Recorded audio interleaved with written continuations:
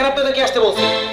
এই তোরা এখানে কেন আসছিস? হ্যাঁ, এখানে কোনো পার্টি চলতেছে না। এখানে করছেন কেন? কি হয় আপনাদের? না, তেমন কিছু হয় না। ওরা হচ্ছে আমাদের বাসার আশ্রিতা। মার অনেক দয়া মায়া তো ওদের এই বাসা। এবারে মেয়ে আর মেয়ের জামাই, আপনারা এরকম উল্টাপাল্টা কথা বলছেন কেন?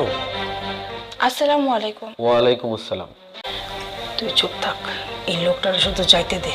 তারপর এই ছোট লোকের বাচ্চাটারে কি করি তুই শুধু এটা দেখবি। দেখুন মিস্টার, না তাদের সাথে বিজনেস ডিল করা এটা একটা বোকামি। আমার মনে হচ্ছে আপনি কোনোভাবে আমার সাথে 2 নম্বরই করতে পারেন, এজন্য বলবো না। স্যার, জামাই বাবাজি একদম ঠিক কথা বলছে। আমার জামাই বাবাজি খুব ভালো মানুষ। সরি, আমি চলে যাচ্ছি। আপনাদের সাথে আমার কোনো লেনদেন হতে পারে না। স্যার, আসলে ব্যবসা হয় বিশ্বাসের উপরে। আপনি বিশ্বাস করে প্লটটা কিনলে ক্ষতি কিছু হবে না। আমার স্বামী একদম ঠিক কথাই। তুমি যেভাবে কথা বলছো তাতে তো মনে হয় না তুমি এবারে আসছো। মনে হচ্ছে কোনো কোটিপতি বাবার সন্তান, কোনো বিজনেসম্যানের ছেলে। আপনি টাকাগুলো দিয়ে কাগজগুলো বুঝে নিন। এই ছেলে, আমি তোমার কথা, আমার কথা রাখার জন্য তোমাকে অনেক ধন্যবাদ। দোয়া করি তোমার মনের আশা পূরণ হোক। না, কোনো অন্যায় করিনি, বরং আমরা এখানে আসাতে তোমার স্বামীর কিছুটা হলেও উপকার হয়েছে। হয়েছে হয়েছে, আমাদেরকে একটু শান্তিভাবে থাকতে দাও। জামাই বাবাজি, এবার তোমার কত টাকা লাভ হয়েছে? মা, আসলে টাকাগুলো কোম্পানিকে দিয়ে দিতে হবে। খুব বেশি লাভ হবে না, তবে আমি এখান থেকে। আর শাড়ি কিনা দিব।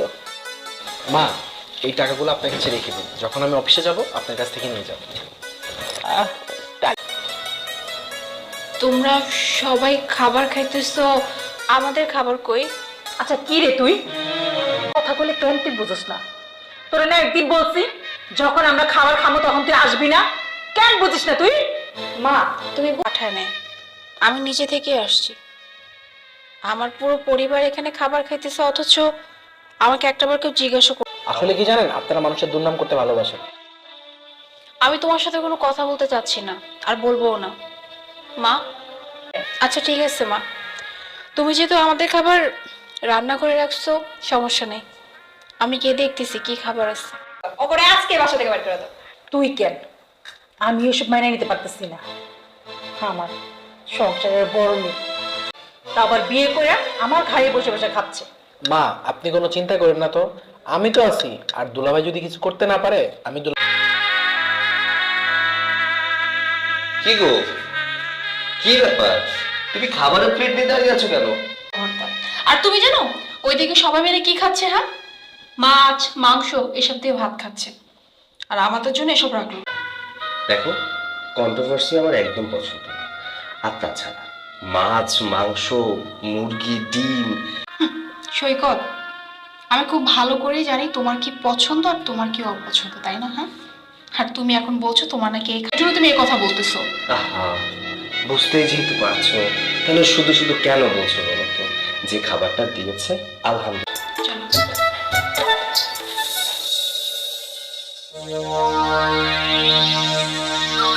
কি হইলো, কে বলতে পারতেছো না? তুমি আমাকে বলো, তাহলে আমি সেটা মাকে বলবো। দেখো, মায়ের কাছে তো অনেক টাকা আছে।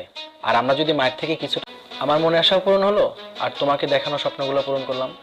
কিন্তু এখানে তো অনেক টাকা লাগবে, আর যদি মা টাকা দিতে রাজি না হয়, ঠিক আছে তুমি চিন্তা করো না, আমি কাল সকালে মাকে বলবো। তুমি এখন ঘুমিয়ে পড়ো। কি ব্যাপার, কি নিয়ে এত আলোচনা করতেছো? কিন্তু তোমার সেই কথাটা বলার সাহসই পেতেছো না। এটা কোনো কথা হইলো?